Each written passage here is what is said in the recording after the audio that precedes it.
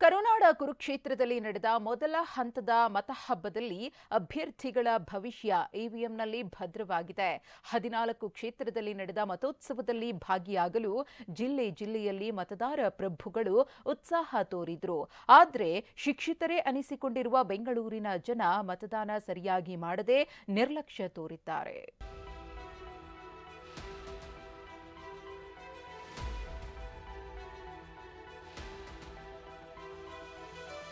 ಕಾವೇರಿದ ಲೋಕ ಅಖಾಡದಲ್ಲಿ ಮೊದಲ ಅಗ್ನಿ ಪರೀಕ್ಷೆ ಮುಕ್ತಾಯವಾಗಿದೆ.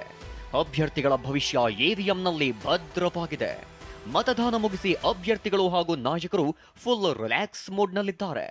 ಆದರೆ ಈ ಬಾರಿಯ ಮತ ಪ್ರಮಾಣ ಅಲ್ಲಲ್ಲಿ ಅಭ್ಯರ್ಥಿಗಳಿಗೆ ನಿರಾಸೆ ಮೂಡಿಸಿದೆ.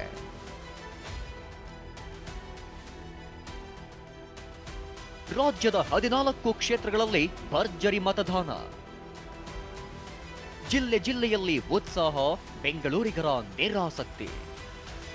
ಬೆಂಗಳೂರು ದೇಶದಲ್ಲಿಯೇ ಹೆಸರು ಮಾಡಿರುವಂತಹ ಐಟಿ ಸಿಟಿ.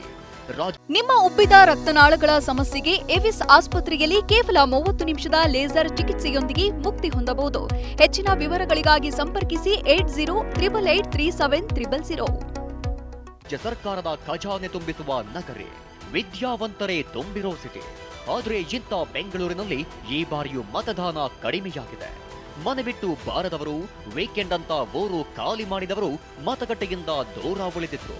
ಇದಕ್ಕೆ ಸ್ಪಷ್ಟ ನಿದರ್ಶನ ಅಂದ್ರೆ ಬೆಂಗಳೂರು ಸೆಂಟ್ರಲ್ ಕ್ಷೇತ್ರದ ಮತಗಟ್ಟೆಗಳಲ್ಲಿ ಪ್ರತಿ ಗಂಟೆಗೆ 5 ಜನ ಮಾತ್ರ ಮತದಾನ ಮಾಡಿದ್ದು ಕಂಡುಬಂತು. ಹಾಗಾದ್ರೆ ಯಾವ ಕ್ಷೇತ್ರದಲ್ಲಿ ಶೇಕಡವಾರು ಮತದಾನ ಎಷ್ಟಾಗಿದೆ? ಬೆಂಗಳೂರಲ್ಲಿ ಮತ್ತು ಜಿಲ್ಲೆಗಳಲ್ಲಿ ಎಷ್ಟು ಮತದಾನವಾಗಿದೆ ಅಂತ ನೋಡೋದಾದ್ರೆ ಸಂಜೆ 7:30ರವರೆಗಿನ ಮತ ಲೆಕ್ಕಾಚಾರದಲ್ಲಿ ರಾಜ್ಯದ 14 ಕ್ಷೇತ್ರಗಳಲ್ಲಿ ಶೇಕಡ 69.23ರಷ್ಟು ಮತದಾನವಾಗಿದೆ. ಇದರಲ್ಲಿ ಅತಿ ಕಡಿಮೆ ಬೆಂಗಳೂರು ಸೆಂಟ್ರಲ್ನಲ್ಲಿ 52.81% ವೋಟಿಂಗ್ ಆಗಿದೆ. ಬೆಂಗಳೂರು ಉತ್ತರದಲ್ಲಿ 54.42%, ಬೆಂಗಳೂರು ಗ್ರಾಮಾಂತರದಲ್ಲಿ ಶೇಕಡ 67.29ರಷ್ಟು ಮತದಾನವಾಗಿದೆ. ಇನ್ನು ಬೆಂಗಳೂರು ದಕ್ಷಿಣದಲ್ಲಿ 53.15ರಷ್ಟು ವೋಟಿಂಗ್ ಆಗಿದೆ.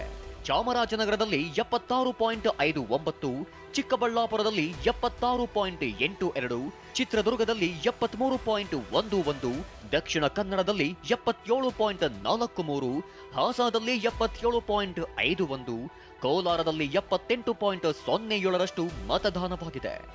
ಇನ್ನು ಮಂಡ್ಯದಲ್ಲಿ ಅತಿ ಹೆಚ್ಚು ಅಂದ್ರೆ 81.48ರಷ್ಟು ವೋಟಿಂಗ್ ಆಗಿದೆ.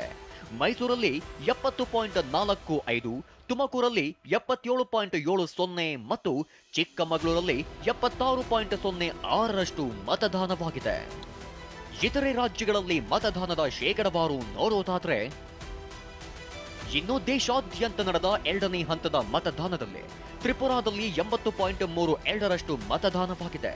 ಮಣಿಪುರದಲ್ಲಿ 76, ಮಹಾರಾಷ್ಟ್ರದಲ್ಲಿ 53ರಷ್ಟು ವೋಟಿಂಗ್ ಆಗಿದೆ. ಇನ್ನು ಮಧ್ಯಪ್ರದೇಶದಲ್ಲಿ 55, ಉತ್ತರ ಪ್ರದೇಶದಲ್ಲಿ 52, ಪಶ್ಚಿಮ ಬಂಗಾಳದಲ್ಲಿ 71ರಷ್ಟು ಮತದಾನವಾಗಿದೆ. Bureau report, TV9.